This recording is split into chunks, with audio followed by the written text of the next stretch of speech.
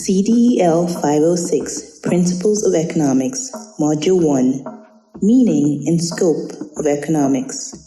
Module Overview. Resources are scarce. Time is scarce.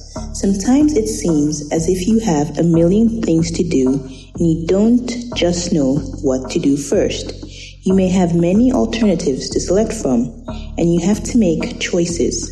But which choice is the right one? One choice may prevent another. Believe it or not, the study of economics will help you become a better decision maker because it is the science that deals with production, exchange, and consumption of various commodities in economic systems. And it also helps you develop a way of thinking about trade-offs and decision-making. In this module, you will be exposed to the basic economic principles. The module is divided into 2 units, and each unit will take you a minimum of 3 hours to cover. The units you will encounter in this module will include Study Session 1, Nature and Scope of Economics, Study Session 2, Economic Systems. Study Session 1, Nature and Scope of Economics. The expected duration of this study session is 1 week. Introduction. The nature and scope of economics mainly depend on the activities of economic agents and their economic effort. Scope means province or field of study. When it comes to the nature and scope of economics, there are several things that strike the doors of our mind.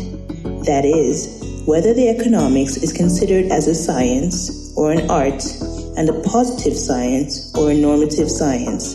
To understand the economics in a detailed manner, then it is time to analyze the nature and scope of economics deeply. This matter has always been in the great argument regarding various economists. But now, it is time to lift up the curtains to find out about the nature of economics. In this unit, however, we will be looking at the subject matter of economics, methods of economic analysis, and the fundamental economic problems. As we go on in this unit, you will learn about 1. The definition of economics and identify the scope, whether economics is a science or an art, a positive or a normative science. 2. The methods of economic analysis, inductive and deductive economics.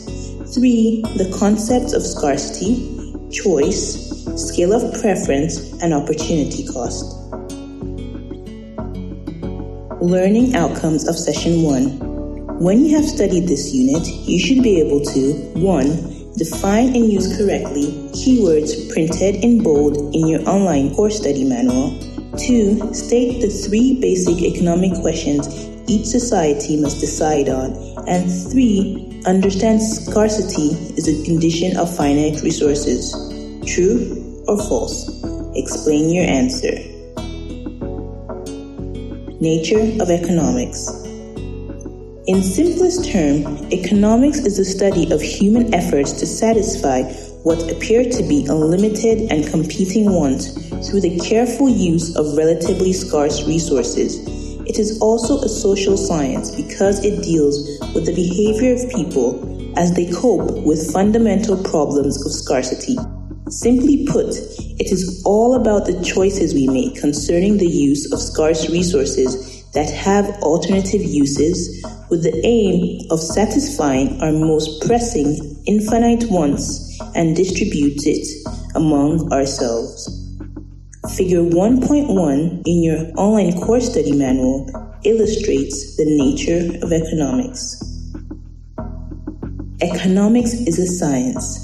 Before getting deep into the context of this topic, firstly, it is significant to have an impression about science. It is mainly defined as a systematic study that signifies the cause and effect relationship. In science, it is the collection of facts and figures that should be analyzed correctly. Economics, yet, is treated as a social science due to these following features of science.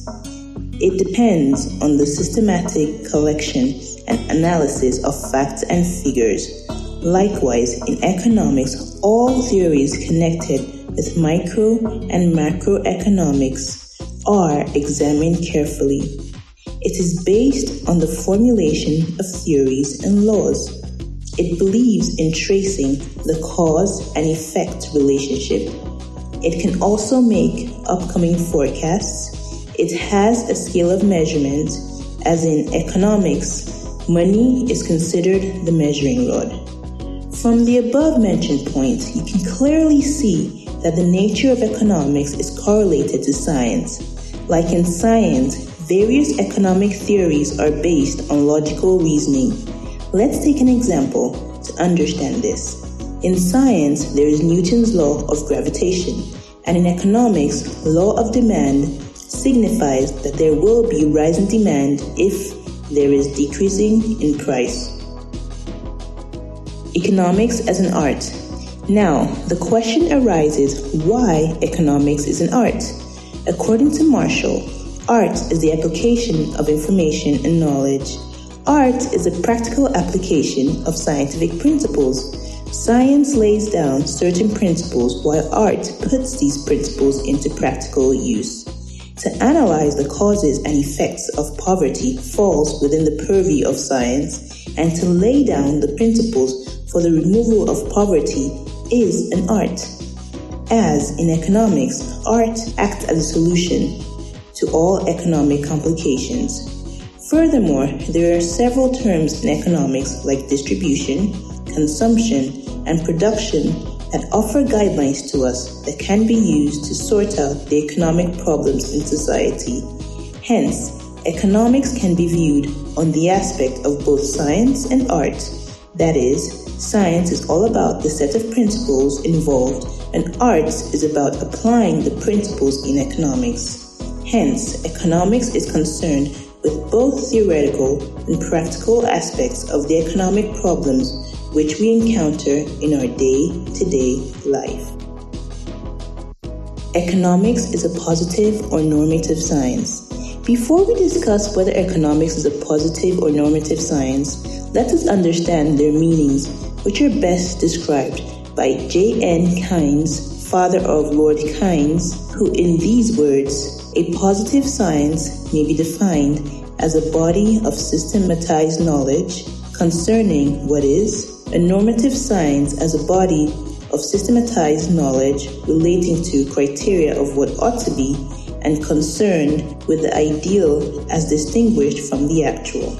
Thus, positive economics is concerned with what is, and normative economics with what ought to be. Positive economics. A positive science is one that studies the relationship between two variables but does not give any value judgments. That is, it states what is. It deals with the facts about the entire economy. Normative economics. As a normative science, economics passes value judgment, i.e., what ought to be. It is concerned with economic goals and policies to attain these goals. Box 1.1, Economics as a Science. Economics is regarded as a science for the following features. 1. It is based on the formulation of theories and laws. 2. It believes in tracing the cause and effect relationship. 3. It can also make upcoming forecasts. 4. It has a scale of measurement. As in economics, money is considered as the measuring rod. Methods of economic analysis. Economics adopts two important methods in its investigations and formulations of laws and principles. These two methods are deductive and inductive methods. Let us discuss the importance of these two methods. Deductive method. Deductive method is known as the analytical abstract a priori method. Here, we start with certain formal data and assumptions. Then, by logical reasoning, we arrive at a certain conclusion. We start with undisputed fundamental facts, and after adding some assumptions, we build up a theory. For instance, it is assumed that businessmen aim at maximum profit. It follows from this that businessmen buy the materials in the cheapest market and sell it in the dearest market. In deductive method of economic analysis, we proceed from the general to the particular. This is also known as a hypothetical method, for some of the assumptions may not correspond to actual facts, but very near actual facts, which may be used as premise for starting, reasoning, and drawing conclusions. In economics, we start with very simple premises and work up gradually more and more complex hypotheses. Steps of deductive method. 1. The economic analyst is expected to have a good knowledge of the problem he or she needs to provide a solution to. 2. The analytical terms used for solving the logical problems explained. 3. A theory is to be formed from the existing assumptions. And 4. Finally, before setting up the principles for economic analysis, accuracy of theory should be ascertained by applying a thorough check and introducing some statistical tools. For instance, the relationship that exists between price and quantity of a given good or service demanded. Inductive method of economic analysis. Inductive method. This method is based on experiments or experience rather than ideas or theories. The historical school of economics adopted this method. It involves the process of reasoning from particular facts to general principle. This method derives economic generalizations on the basis of experimentations, observations, and statistical methods. In this method, data is collected about a certain economic phenomenon. These are systematically arranged and the general conclusions are drawn from them. For example, we observe 200 persons in the market. We find that nearly 195 persons buy from the cheapest shops. Out of the 5 which remain, 4 persons buy local products even at a higher rate just to patronize their own products, while the 5th is a fool. From this observation, we can easily draw conclusions that people like to buy from a cheaper shop unless they are guided by patriotism or they are devoid of common sense. Steps of the inductive method. The main steps involved in the application of the inductive method are 1. Observation, 2. Formation of hypothesis, 3. Generalization, and 4. Verification. Question. Economics, just like any other science, adopts 2 methods in its investigations and formulations of laws and principles. What are the 2 methods? Answer. The 2 methods used in investigating and formation of laws and principles in economics are deductive and inductive methods. Deductive methods provide from the general to the particular, while inductive methods involve the process of reasoning from the particular facts to general principles. Scope of economics. The basic concept of economics has a very vast scope. And to understand this crucial aspect, it is really necessary we go through this concern very carefully. So without wasting time, let's go and comprehend it. Scope of economics is divided into 2 broad branches, microeconomics and macroeconomics. Both branches deal with the determination of prices, incomes, and the use of scarce resources, though at different levels. Figure 1.2 in your online course study manual illustrates the scope of economics. It has been said that the tools of microeconomics are microscopes and the tools of macroeconomics are telescopes. Macroeconomics stands back from the trees to see the forest. Microeconomics gets up close and examines the tree itself, its barks, its limbs, and its roots. Microeconomics is the study of decisions that individuals make regarding the allocation of resources, income, and prices of goods and services. It is the study of particular markets and segments of the economy. Macroeconomics is the field of economics that studies the behavior of the economy as a whole. not just specific companies, but entire industries and economies. It looks at broad economic aggregates. It covers the GDP, how it is being affected by some factors like unemployment rate, rate of growth, price level, etc. Table 1.1 in your online core study manual describes the distinction between microeconomics and macroeconomics. Microeconomics. It is a study of individual economic units of an economy. It deals with individual income, individual prices, and individual output, etc. Its central problem is price determination and allocation of resources. Its main tools are demand and supply of a particular commodity or factor. It helps to solve the central problem of what, how, and for whom to produce in the economy. It discusses how equilibrium of a consumer, a producer, or an industry is attained. Examples are individual income, individual savings, price determination of a commodity, individual firms' output, and consumers' equilibrium. Macroeconomics, on the other hand, is a study of economy as a whole and its aggregates. It deals with aggregates like national income, general price level, and national output, etc. Its central problem is determination of level of income and employment. Its main tools are aggregate demand and aggregate supply of economy as a whole.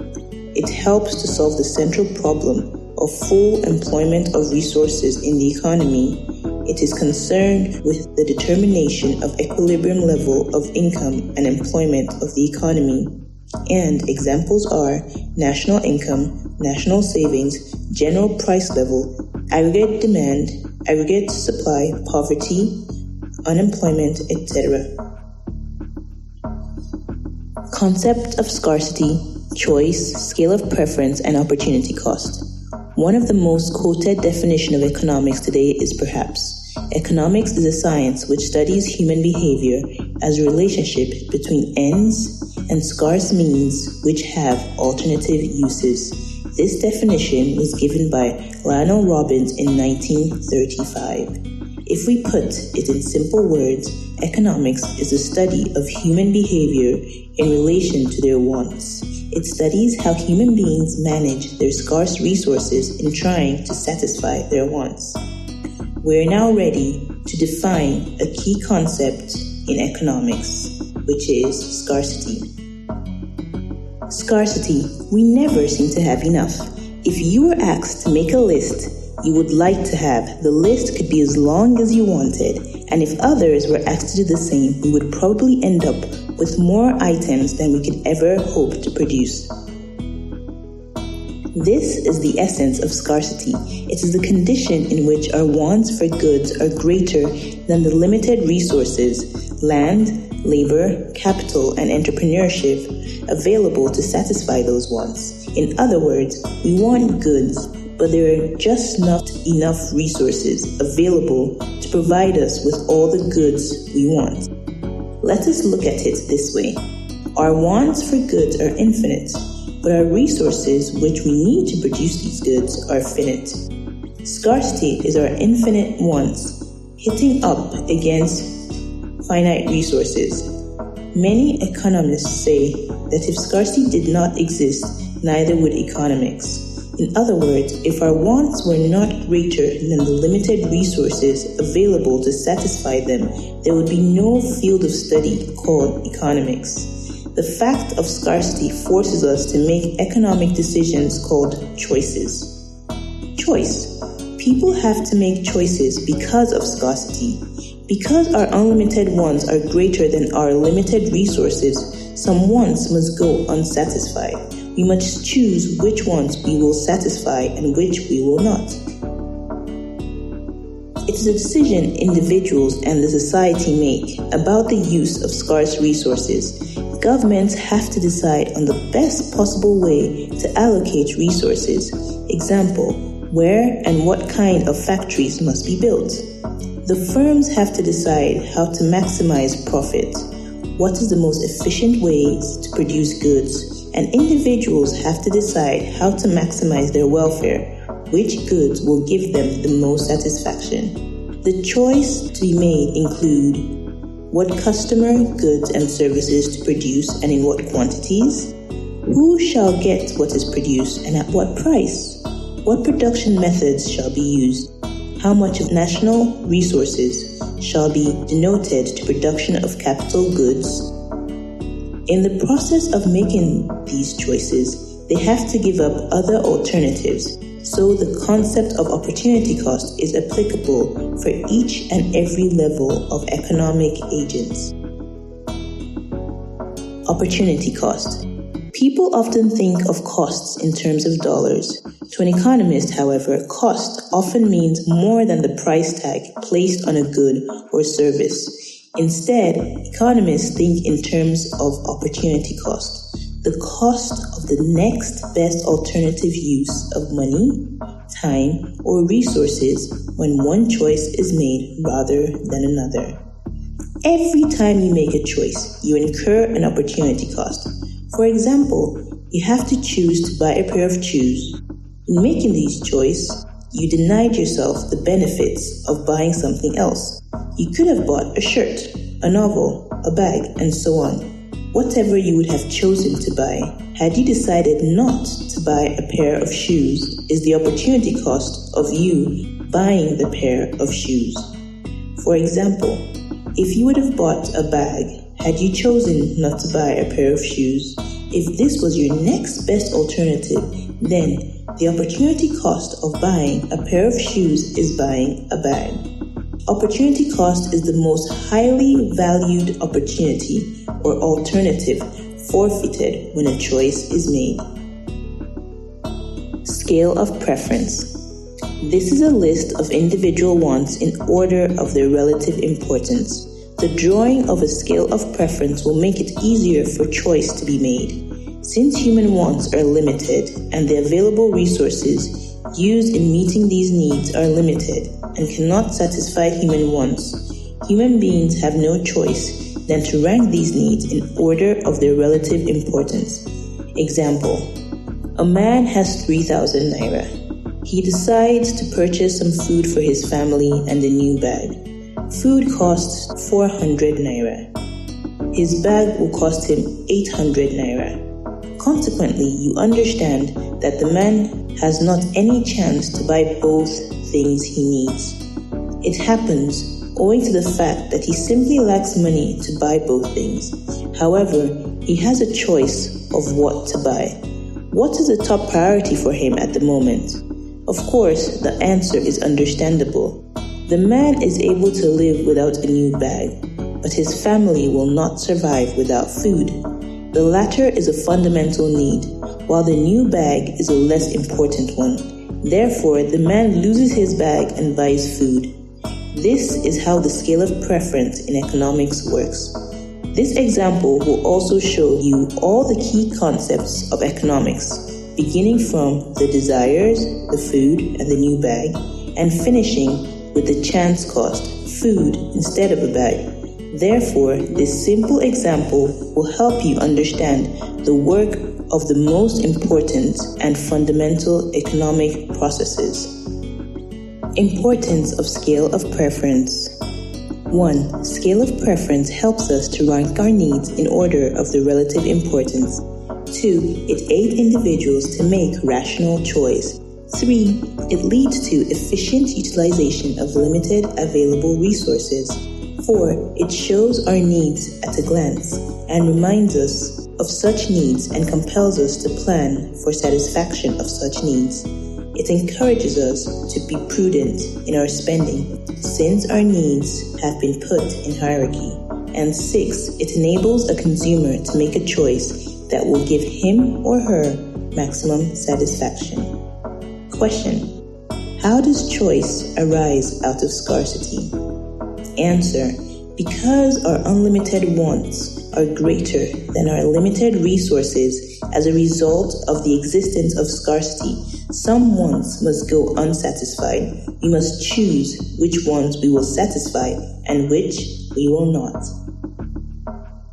The basic economic questions. To provide for the needs of its people, a society must answer 3 basic economic questions. In so doing, it makes decisions about the ways its limited resources are going to be used. 1. What to produce? The first question is that of what to produce. Should a society devote most of its resources to producing military equipment or to other items such as food, clothing, or housing? Suppose the decision is to produce housing. Should its limited resources then be used for low-income, middle-income, or upper-income housing? How many of each will be needed?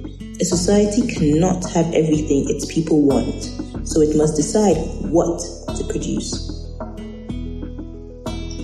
How to produce? A second question is that of how to produce. Should factory owners use assembly line methods that require little labor, or should they use less equipment and more workers? If an area has many unemployed people, the second method might be better. On the other hand, assembly line methods in countries where capital is widely available usually have lower production costs. Lower costs make many manufactured items less expensive and therefore available to more people. The third question deals with for whom to produce.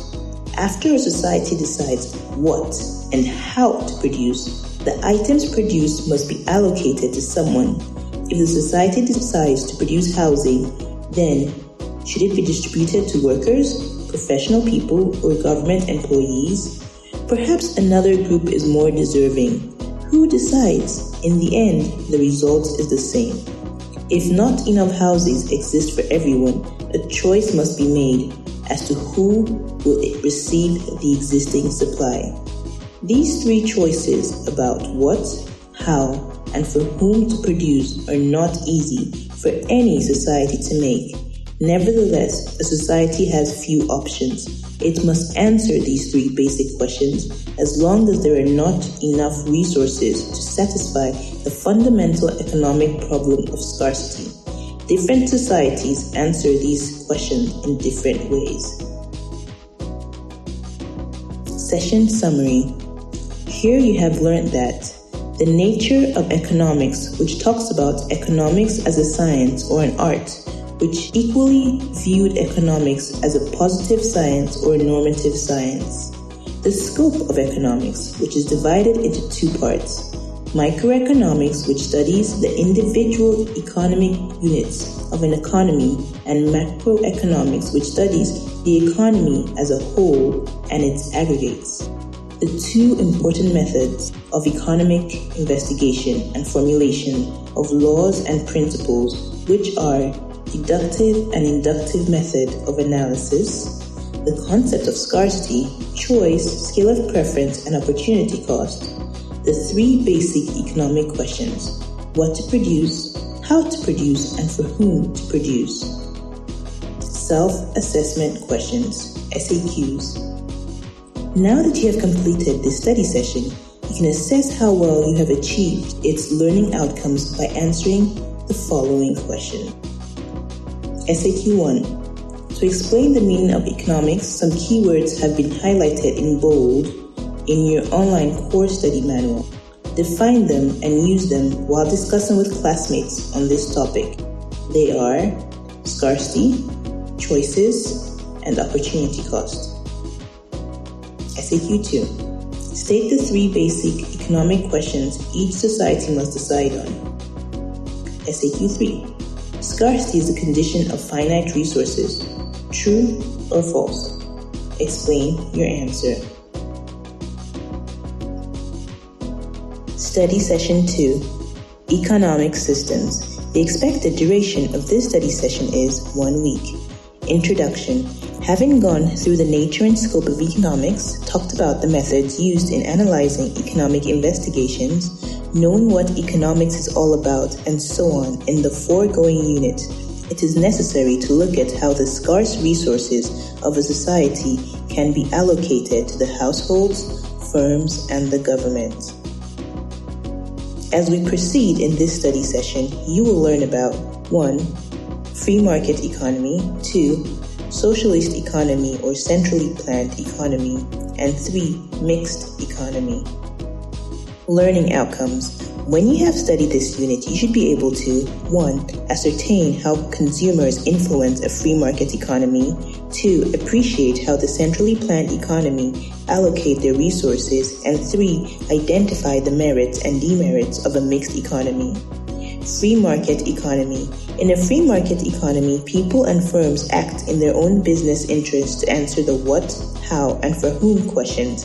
In economic terms, a market is an arrangement that allows buyers and sellers to come together in order to exchange goods and services. A market could be in a specific location, such as a farmer's market or a flea market. A list of phone numbers for lawn mowing services posted on a local bulletin board also acts as a market, as long as a mechanism exists for buyers and sellers to get together.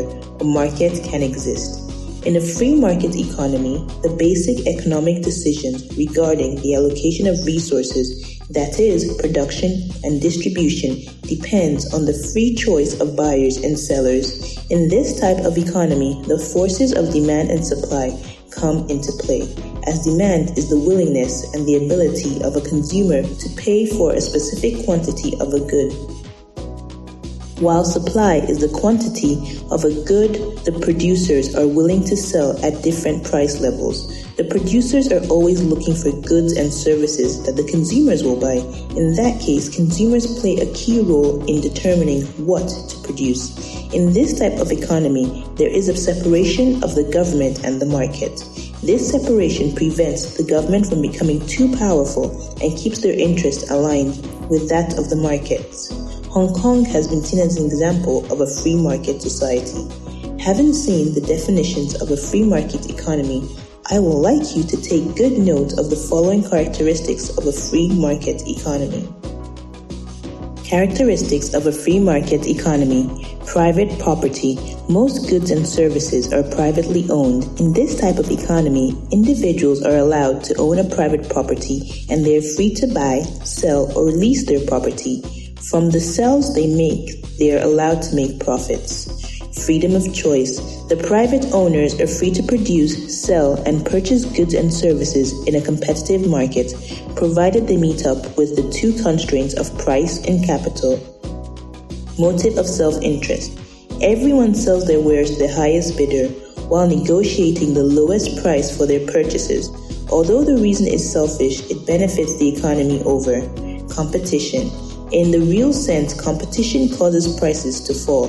It helps in providing goods and services that are efficient to the society, as well as keeps maintaining low prices of commodities. The law of demand still stands, as demand for a particular commodity increases the price rise. Limited government. The government in this market plays a vital role of security and also makes sure that the markets are open and in operation. Advantages of a free market economy. Market economy is characterized by the presence of competition. This will encourage the firms in the market to provide better and advanced goods with the basic intention of standing out from its competitors in the market. The competition between rival firms will ensure the supply of goods at a lesser price. Since a market economy allows the free interplay of supply and demand, it ensures that the most desired goods and services are produced. Consumers are willing to pay the highest price for the thing they want the most. Businesses will only create those things that return a profit. Goods and services are produced in the most organized way possible. The firms that produce more earn more. Introduction of new ideas is encouraged. New products will satisfy the needs of consumers better than the existing goods. The most successful businesses invest in other top-notch companies. That gives them a leg up and leads to increased quality of production. Disadvantages of a market economy. The key mechanism of a market economy is competition. As a result, it has no system to care for those who are an inherent competitive disadvantage. This includes the elderly, children, and people with mental or physical disabilities. The caretakers of those people are also at a disadvantage. Their energies and skills go towards caretaking, not computing. Many of these people might become contributors to the economy overall's competitive advantage if they weren't caretakers. The main feature of market economy is that the final product is received by those individuals who are able and willing to pay for the same. This means that those who cannot afford to pay will be deprived of the healthcare service or product. This is against the norms of efficient and equal distribution. The human resources of the society may not be optimized. For example, a child who might otherwise discover the cure for cancer might instead work at McDonald's to support her low-income family. The society reflects the values of the winners in the market economy. A market economy may produce private jets for some, while others starve and are homeless. A society based on a pure market economy must decide whether in its larger self-interest to care for the vulnerable. Socialist economy or centrally planned economy. Have you ever heard about a society where everything they do is being controlled by a central authority? That country is practicing a centrally planned economy.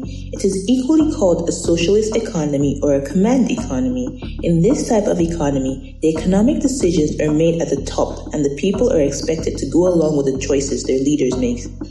Here, though, governments own most of the factors of production and decide the allocation of resources, what to produce, how to produce, and to whom product and services will be provided for. It tends to negate everything the free economy stands for.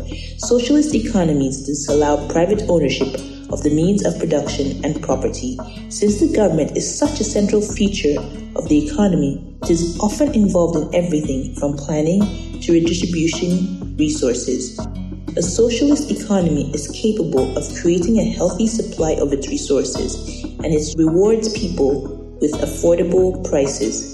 The capability also means that government usually owns all significant industries like utilities, aviation, and railroad. In a centrally planned economy, it is theoretically possible for the government to create enough jobs and provide goods and services at an affordable rate. However, in reality, most socialist economies tend to focus on the most valuable resources like oil. Karl Marx is linked with the advent of serious socialist thinking, and the various forms of communist states that have command or socialist economies are former USSR, China, or DPRK, North Korea. You can identify a centrally planned economy with the following major attributes. Attributes of a centrally planned economy. 1. The government owns and controls all means of production. Commerce and industry are owned and controlled by the state. Production of goods and services is centralized. Hence, the consumer has little influence over what is produced, in what quantity and quality such goods and services are produced. 2. Abolition of property in land and application of all rents of land to public purposes. 3. Heavy progressive or graduated income tax. 4. Abolition of all right of inheritance. 5. Equal liability of all to labor. Establishment of industrial armies, especially for agriculture. Having seen what a socialist economy looks like, let's talk about the merits and demerits of social economic systems. Merits of socialist economy. If executed correctly, the government can mobilize resources on a massive scale. This mobility can provide jobs for almost all of the citizens. The government can focus on the good of the society rather than an individual. This focus could lead to more efficient use of resources. The government will ensure a more equitable distribution of the national income. Communism has a centrally planned economy. It can quickly mobilize economic resources on a larger scale. It is able to execute massive projects and create industrial power. Demerits of socialist economy. It is hard for the central planners to provide for everyone's needs. This forces the government to ration because it cannot calculate demands, it sets prices. There is lack of innovation since there is no need to take any risk. Workers are also forced to pursue jobs the government deems fit. The most important disadvantage of communism is the free market. The government takes over price determination. The law of demand and supply do not come into play. To compensate, citizens create a black market to trade the things the planners don't provide. This destroys the trust in Marx's pure communism. People no longer feel the government can give to each according to his need. Question. You have seen the difference between a free market economy and a socialist economy. What are the features of a free market economic system that makes it more friendly than socialism? Answer. Individuals are free to own their private properties. Freedom of choice. It allows for competition, limited government intervention, etc. Mixed economy. The combination of free market economy and command economy is called a mixed economy. In the most common types of mixed economies, the market is more or less free of government ownership, except for a few key areas like transportation or sensitive industries like defense and railroad. However, the government is also usually involved in the regulation of private businesses. The idea behind a mixed economy was to use the best of both worlds, incorporates policies that are socialist and capitalist. It is a golden mixture of capitalism and socialism. Under this system, there is freedom of economic activities and government interferences for the social welfare. Hence, it is a blend of both the economies. The concept of mixed economy is of recent origin. The developing countries like India and France have adopted mixed economy to accelerate the pace of economic development. Even the developed countries like the UK, the USA, etc. have also adopted mixed capitalist system. According to Professor Samuelson, mixed economies is that economy in which both public and private sectors cooperate. According to Murad, mixed economy is that economy in which both government and private individuals exercise economic control. Features of a mixed economy. Mixed economy has the following main features. 1. Coexistence of private and public sector. Under this system, there is coexistence of public and private sectors. In public sector, industries like defense, power, energy, basic industries, etc. are set up. On the other hand, in private sector, all the consumer goods, industries, agriculture, small-scale industries are developed. The government encourages both the sectors to develop simultaneously.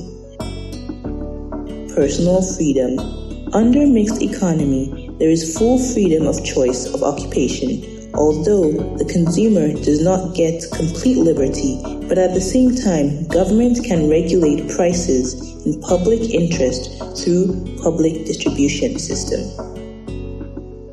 Private property is allowed. In mixed economy, private property is allowed. However, here it must be remembered that there must be equal distribution of wealth and income. It must be ensured that the profit and property may not concentrate in a few pockets. Economic planning. In a mixed economy, government always tries to promote economic development of the country. For this purpose, economic planning is adopted. Thus, economic planning is very essential under this system. Price mechanism and controlled price. Under this system, price mechanism and regulated price operate simultaneously. In consumer goods industries, price mechanism is generally followed. However, at the time of big shortages or during national emergencies, prices are controlled and public distribution systems has to be made effective. Advantages of mixed economies. There is less government intervention than a command economy. This means that private businesses can run more efficiently and cut costs down than a government entity might. The government intervenes to correct some irregularities and market breakdown. For example, most governments will come in and break up large companies if they abuse monopoly power. Governments can create safety net programs like healthcare or social security. In a mixed economy, governments can use taxation policies to share income and reduce inequality. Disadvantages of a mixed economy. There are criticisms from both sides arguing that sometimes there is too much government intervention and sometimes there is not enough. A common problem is that the state-run industries are often subsidized by the government and run into large debts because they are uncompetitive. Session Summary. In Study Session 2, you have learned different economic systems and their resource allocation. You know what a free market economy is all about, its characteristics, advantages, and disadvantages. You understand an economy that practices socialism, its characteristics, advantages, and disadvantages. And you know the economy that has the feature of free market and socialism, which is called mixed economy. Self-assessment questions, SAQs. Now that you have completed this study unit, you can assess how well you have achieved its learning outcomes by answering the following questions. SAQ 1. Explain how consumers influence a free market economy. SAQ 2. Explain how the centrally planned economy allocate their resources. SAQ 3. What are the merits and demerits of a mixed economy?